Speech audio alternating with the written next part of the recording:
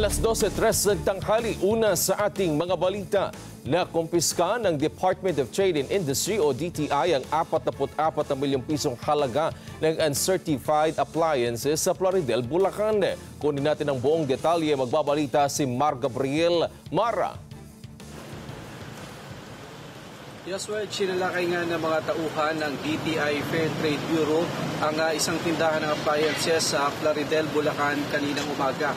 Target ng nasabing operasyon ang mga uncertified at mga substandard na appliances na wala umanong ICC o Import Commodity Clearance Sticker mula sa DTI.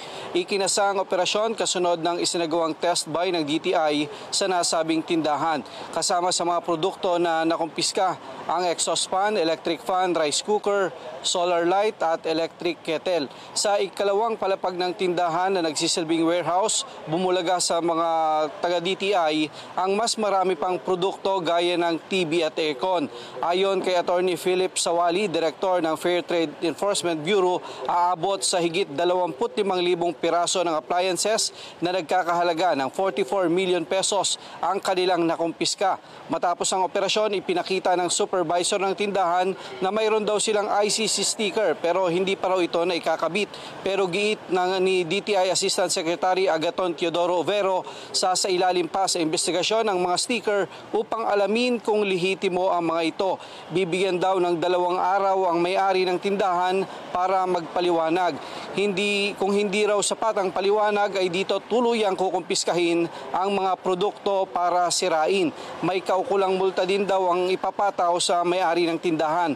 Ayon pa kay Overo, bukod sa physical store ay ibinebenta rin sa online ang mga naturang produkto na nakakabahala raw para sa mga consumer. Maaari daw kasi itong magresulta sa mas malaking pinsala gaya ng disgrasya o di kaya ay maaaring pagmula ng sunog.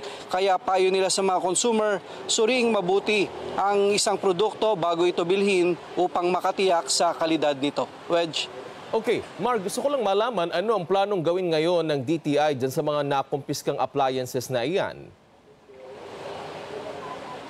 Well, Wedge, dun na mananatili yan dun sa warehouse, bagaman nilagyan na nila yan ng kanilang tape, no? Kinordonan na nila yung mga confiscated item dahil sa ilalim pa yan sa investigasyon. May 2 araw yung may-ari para ipaliwanag at kung hindi masapatan ng paliwanag ang DTI, ay saka ito tuloy ang hahakutin ng DTI para sirain at dalhin sa recycling area.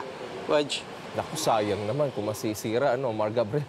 Maraming salamat. Nagbabalita live si Mar Gabriel.